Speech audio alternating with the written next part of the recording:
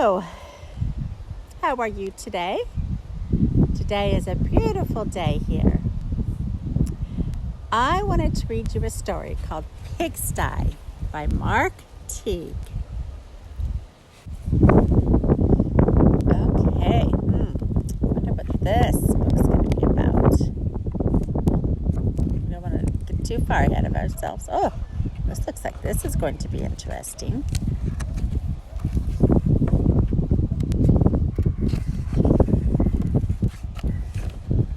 Monday afternoon, Wendell Foltz's mother told him to clean his room. "It's turning into a pigsty," she said. Probably not what Wendell had in mind for what he wanted to do on a Monday afternoon. But he needs to obey his mom, huh? So Wendell went upstairs. Much to his surprise, a large pig was sitting on his bed. Oh, that's different.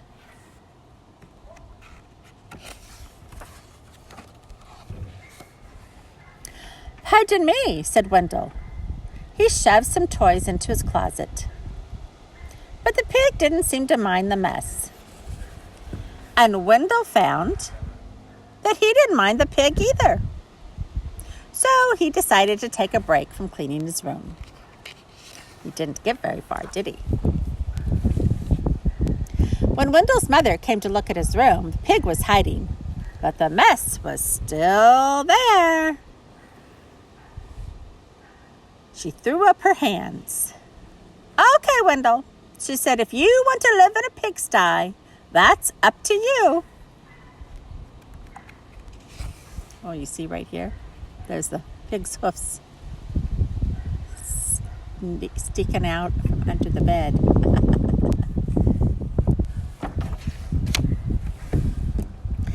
Wendell could hardly believe his luck.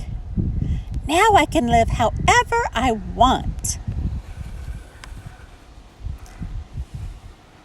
He didn't even worry when he came home on Tuesday and found a second pig in his room. The mess had grown a bit worse, but he was able to jam most of it under his bed. "Pigs are all right," he said, "as long as it's only one or two." Interesting. In fact, they had a wonderful time. They played Monopoly until late each night and left all the pieces lying all over the floor. Uh-oh. I wouldn't want to step on that dinosaur. That hurt my foot.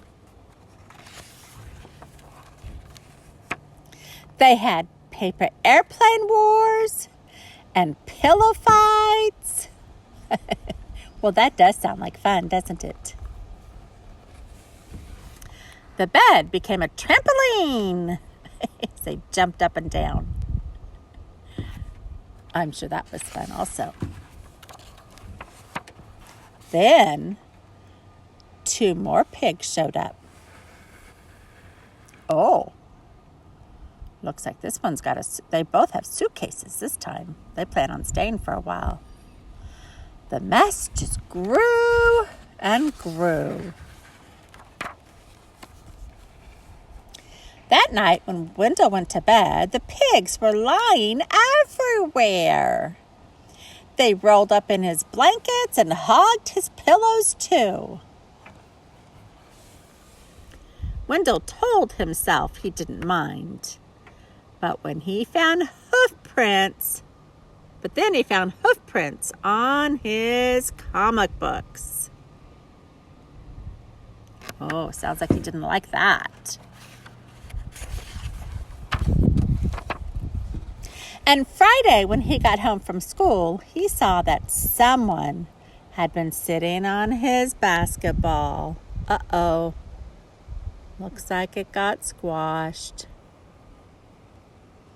They're just up there playing musical instruments and having fun. He's starting to not like this anymore, huh? I wonder what he's going to do about it. And his baseball cards were chewed. Oh dear, that's no good. That's something he was saving. "That does it," said Wendell. "I've had enough." He ran downstairs to tell his mother. Wonder what she's going to say. "Sorry," she said, "but your room is your responsibility." She handed him a broom.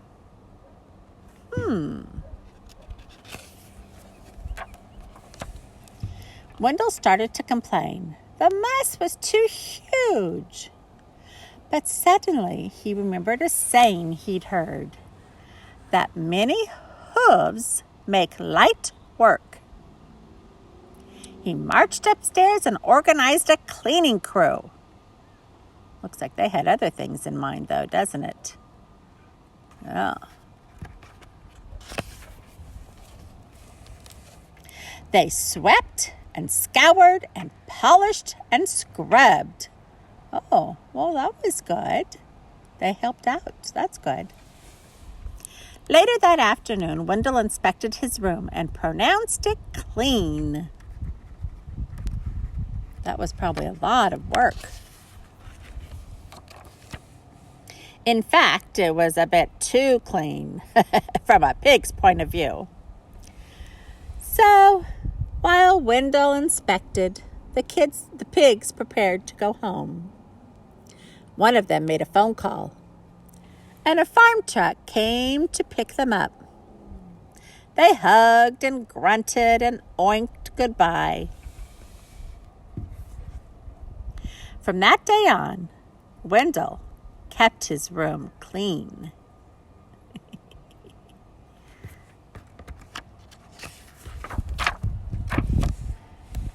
Except for those nights when his friends came by to play Monopoly. He stayed friends with them. But they would just come for a visit. They wouldn't stay. That's good. The end. I hope you enjoyed Pigsty by Mark Teague.